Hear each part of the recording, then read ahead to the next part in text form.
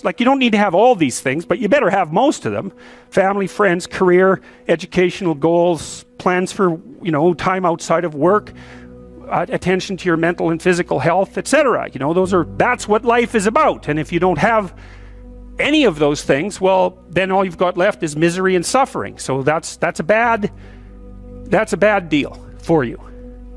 So once you set up that goal structure, let's say, and that's really in many ways that's what you should be doing at university. That's exactly what you should be doing, is trying to figure out who it is that you're trying to be, right? And you aim at that, and then you use everything you learn as a means of building that person that you want to be. And I really mean want to be. I don't mean should be, even those things are going to overlap. And it's important to distinguish between those, because that's partly, and this is back down to the micro routine analysis. So as I was saying, well, you're going to try to make yourself more industrious. Okay, number one, specify your damn goals, because how are you going to hit something if you don't know what it is? That isn't going to happen.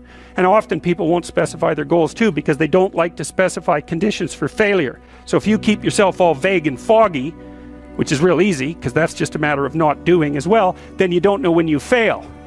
And people might say, well, I really don't want to know when I fail, because that's painful. So I'll keep myself blind about when I fail. That's fine, except you'll fail all the time then. You just won't know it until you've failed so badly that you're done. And that can easily happen by the time you're 40. So I would recommend that you don't let that happen. So that's willful blindness, right? You could have known, but you chose not to.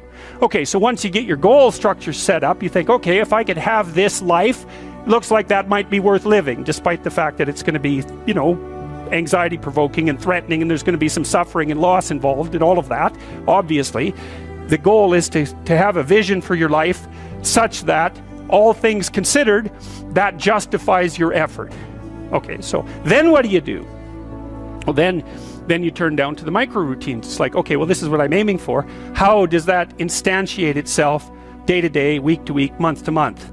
And that's where something like a schedule can be unbelievably useful. Google Calendar. It's like, make a damn schedule and stick to it.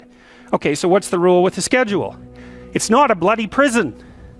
That's the first thing that people do wrong. They say, well, I don't like to follow a schedule. Well, it's like, well, what kind of schedule are you setting up? Well, I have to do this, then I have to do this, then I have to do this, you know, and then I just go play video games, because who wants to do all these things that I have to do? It's like, wrong. Set the damn schedule up so that you have the day you want. That's the trick. It's like, okay, I've got tomorrow. If I was going to set it up so it was the best possible day I could have, practically speaking, what would it look like? Well, then you schedule that. And obviously there's a bit of responsibility that's going to go along with that, because if you have any sense, one of the things that you're going to insist upon is that at the end of the day, you're not in worse shape than you were than at the beginning of the day, right? Because that's a stupid day. If you have a bunch of those in a row, you just dig yourself a hole and then you bury yourself in it. It's like, sorry, that's just not a good strategy. It's a bad strategy. So maybe 20% of your day has to be responsibility and obligation, or maybe it's more than that, depending on how far behind you are. But even that, you can ask yourself, okay, well, I've got these responsibilities. I have to schedule the damn things in. What's the right ratio of responsibility to reward? And you can ask yourself that, just like you'd negotiate with someone who is working for you. It's like, okay, you got to work tomorrow. Okay, so I want you to work tomorrow. And you might say, okay, well, what are you going to do for me that makes it likely that I'll work for you? Well, you could ask yourself that, you know. So maybe you do an hour of responsibility and then you play a video game for 15 minutes. I don't know, whatever turns your crank, man. But, you know, you have to negotiate with yourself and not tyrannize yourself. Like you're negotiating with someone that you care for, that you would like to be productive and have a good life. And that's how you make the schedule. It's like, and then you look at the day and you think, well, if I had that day, that'd be good. Great. You know, and you're useless and horrible, so you'll probably only hit it with about 70% accuracy, but that beats the hell out of 0, right? And if you hit it even with 50% accuracy, another rule is, well, aim for 51% the next week, or 50.5% for God's sake, or because you're going to hit that position where things start to loop back positively and spiral you upward. And so that's one way that you can work on your conscientiousness, is plan a life you'd like to have. And you do that partly by referring to social norms. That's more or less rescuing your father from the belly of the whale. But the other way you do that is by having a little conversation with yourself about, as if you don't really know who you are, because you know what you're like. You won't do what you're told. You won't do what you tell yourself to do. You must have noticed that. It's like you're a bad employee and a worse boss, and both of those work, for you. You don't know what you want to do, and then when you tell yourself what to do, you don't do it anyways. You should fire yourself and find someone else to be. But my point is that you have to understand that you're not your own servant, so to speak. You're someone that you have to negotiate with, and you're someone that you want to present the opportunity of having a good life to. And that's hard for people because they don't like themselves very much. So, they're always like cracking the whip and then procrastinating, and cracking the whip and then procrastinating. And it's like, God, it's so boring and it's such a pathetic way of spending your time. And you know what that's like because you probably waste like 6 hours a day. And I think we did an economic calculation about that a while back, right? Your time's probably worth $50 an hour, something like that. I mean, you're not getting paid that now, but you're young. And so this is investment time. And what you do now is going to multiply its effects in the future. So let's say it's $50 an hour, which is perfectly reasonable. So if you waste 6 hours a day, and you are, then you're wasting about $2,000 a week, or about $100,000 a year. So go ahead, but that's what it's costing you every hour. And you need to know what your damn time is worth. So let's say it's not $50, it's 30, whatever. Maybe it's 100, it's somewhere in that range. One of the things you should be asking yourself is, when you spend an hour, would have I paid someone $50 to have had that hour? And if the answer is no, it's like, well, maybe you should do something else with your time. And it depends on whether or not you think that your time's worthwhile. But the funny thing about not assuming that is, if you assume your time isn't worthwhile, what happens is you don't just sit around sort of randomly in a state of responsibilityless bliss. What you do is you suffer existentially. And so that seems like a stupid solution. If you take people, and I've told you this, and you expose them voluntarily to things that they are avoiding and are afraid of, that they know they need to overcome in order to meet their goals, their self-defined goals. If you can teach people to stand up in the face of the things they're afraid of, they get stronger.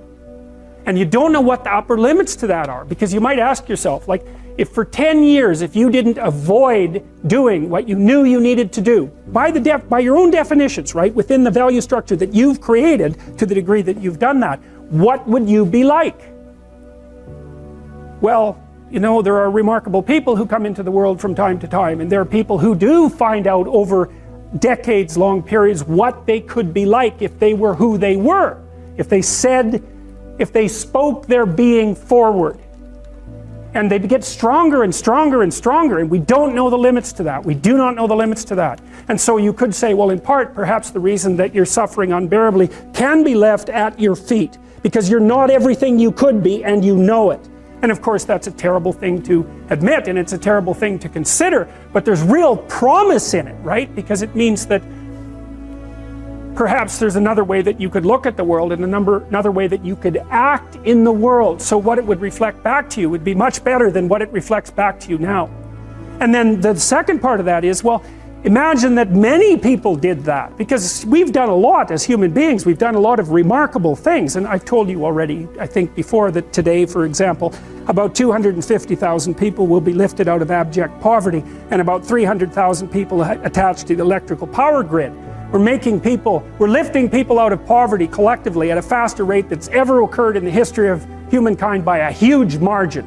And that's been going on unbelievably quickly since the year 2000. The UN had planned to have poverty between 2000 and 2015, and it was accomplished by 2013. So there's inequality developing in many places, and you hear lots of political agitation about that. But overall, the tide is lifting everyone up, and that's a great thing, and we have no idea how fast we could multiply that if people got their act together and really aimed at it.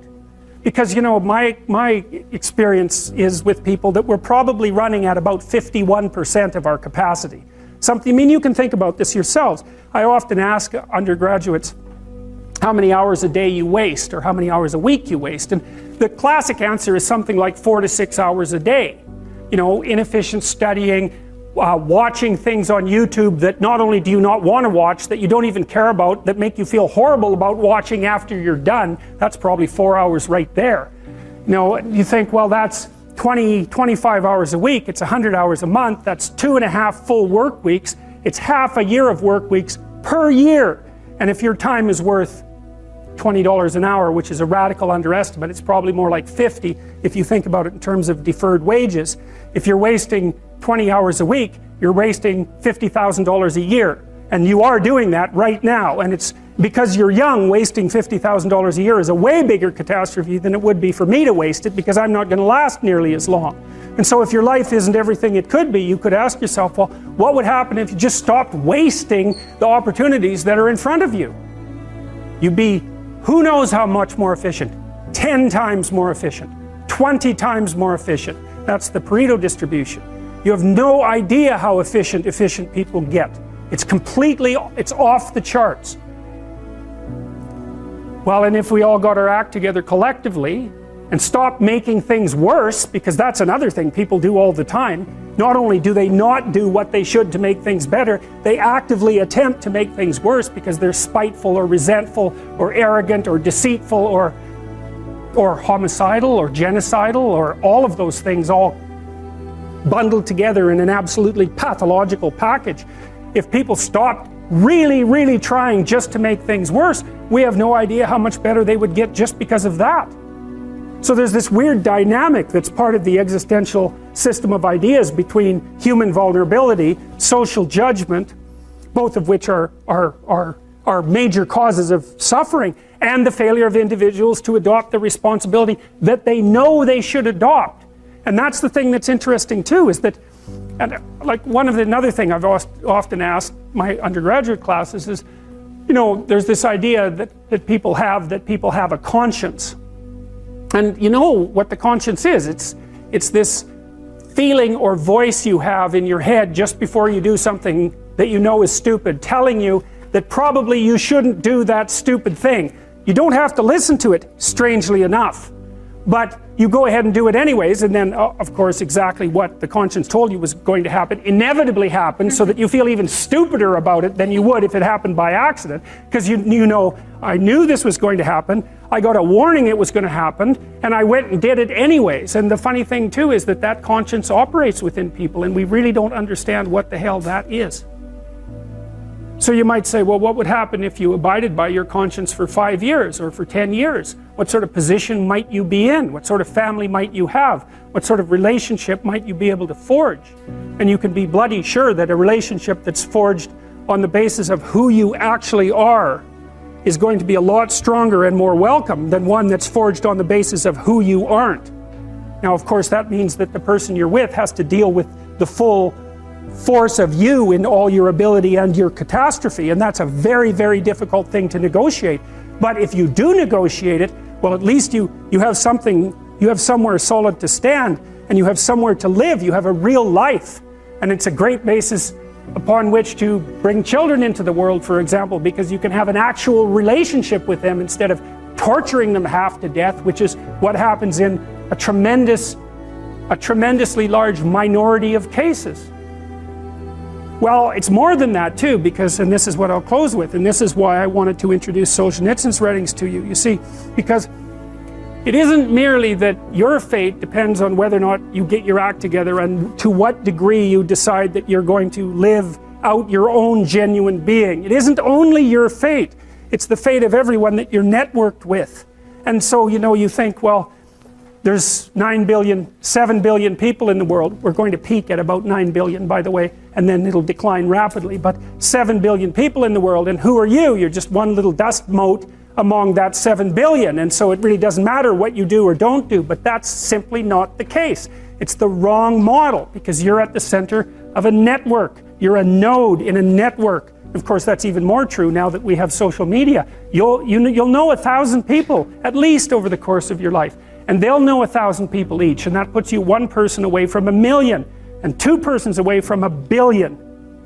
And so that's how you're connected. And the things you do, they're like dropping a stone in a pond. The ripples move outward, and they affect things in ways that you can't fully comprehend. And it means that the things that you do and that you don't do are far more important than you think. And so if you act that way, of course, the terror of realizing that is that it actually starts to matter what you do. And you might say, well, that's better than living a meaningless existence. It's better for it to matter. But I mean, if you really asked yourself, would you be so sure if you had the choice? I can live with no responsibility whatsoever. The price I pay is that nothing matters. Or I can reverse it and everything matters. But I have to take the responsibility that's associated with that. It's not so obvious to me that people would take the meaningful path. You know, when you say, well, nihilists suffer dreadfully because there's no meaning in their life, and they still suffer. Yeah, but the advantage is they have no responsibility. So that's the payoff, and I actually think that's the motivation. Say, well, I can't help being nihilistic. All my belief systems have collapsed. It's like, yeah, maybe. Maybe you've just allowed them to collapse because it's a hell of a lot easier than acting them out. And the price you pay is some meaningless suffering, but you can always whine about that and people will feel sorry for you, and you have the option of taking the pathway of the martyr, so that's a pretty good deal, all things considered, especially when the alternative is to bear your burden properly and to live forthrightly in the world. Well, what Solzhenitsyn figured out, and so many people in the 20th century, it's not just him, even though he's the best example, is that if you live a pathological life, you pathologize your society. And if enough people do that, then it's hell. Really. Really. And you can read the Gulag Archipelago if you have the fortitude to do that, and you'll see exactly what hell is like. And then you can decide if that's a place you'd like to visit, or even more importantly, if it's a place you'd like to visit and take all your family and friends. Because that's what happened in the 20th century. How to think about motivation? We'll think about it from the hypothalamic perspective. So we could say one thing that motivation does is set goals. We could say that emotions track progress towards goals. And I'm going to use that schema even though it's not exactly right. So you say, well, motivation determines where you're going to aim. So if you're hungry, you're going to aim at something to eat. And then that will organize your perceptions so that you zero out everything that isn't relevant to that task, which is almost everything. You concentrate on those few things that are going to facilitate your movement forward. When you encounter those things, that produces positive emotion as you move through the world towards your goal, and you see that things are laying themselves out that facilitate your movement forward. Those things cause positive emotion. And if you encounter anything that gets in the way, then that produces negative emotion, and it can be like threat, because you're not supposed to encounter something that gets in the way. It can be anger, so that you move it away. It can be frustration, disappointment, grief. Those would, if you had a response that serious to an obstacle, it would probably punish the little motivated frame right out of existence. You know, so you walk downstairs and, I don't know, the contracting company has set a wrecking ball through your kitchen. It's like, that's going to be disappointing. You're not going to keep eating the peanut butter sandwich in the rubble. That little frame is going to get punished out of existence, and some new goal is going to pop up in its stead. And you know, one of the things we're going to try to sort out is how do you decide when you've encountered an obstacle that's so big that you should just quit and go do something else, because that's not obvious. You know, and you can get into counterproductive persistence pretty easily. So we don't know how people solve that problem. It's a really complicated one. So anyways, we're going to work on that scenario. Your hypothalamus pops up micro goals that are directly relevant to biological survival. That produces a frame of reference. So it's not a goal, it's not a drive, and it's not a collection of behaviors. It's a little personality. And the personality has a viewpoint, it has thoughts that go along with it. It has perceptions, it has action tendencies, all of that. You can see this in addiction, most particularly. So one of the things that you find often with people who are alcoholic is they lie all the time. And that's because when they've built a little alcohol dependent personality inside of themselves, or a big one, maybe it's 90% of their personality.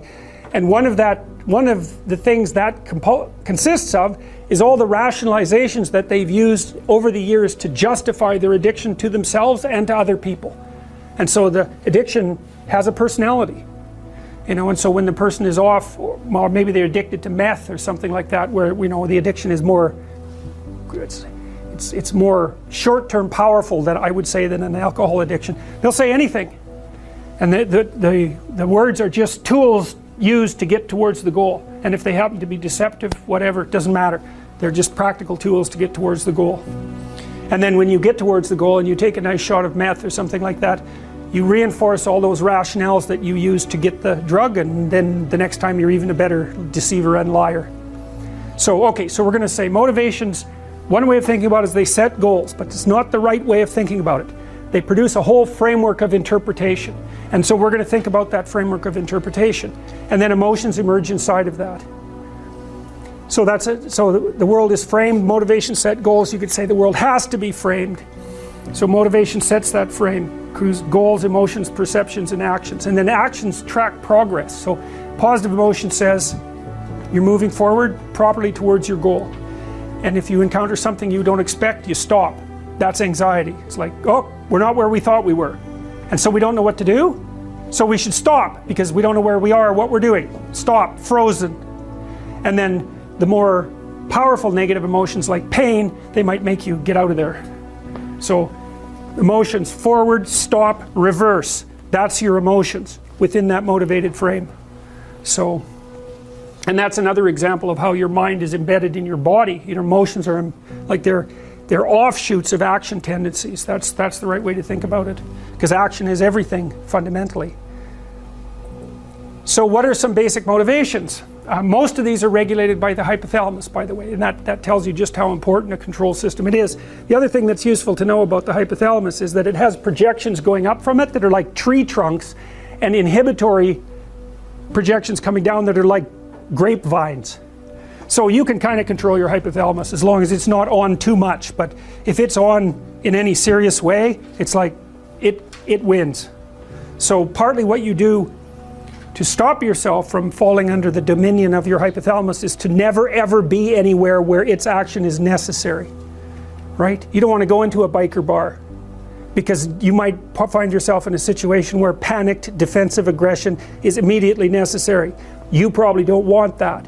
You don't want the panic, you don't want the terror, you don't want the frenzied fight, you don't want any of that. You don't want to have to run away in absolute panic. So you just don't go there.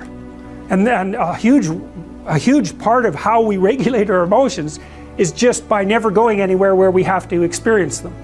And so that has very little to do with internal inhibitory control and everything to do with staying where you belong.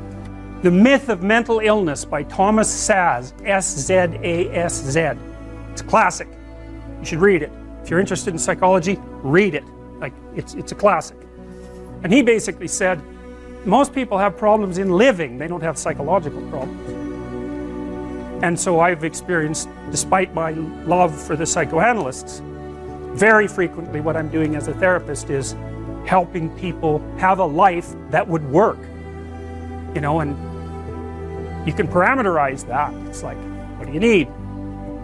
How about some friends? That people kind of like that. How about an intimate relationship with someone that you can trust, that maybe has a future? That'd be good.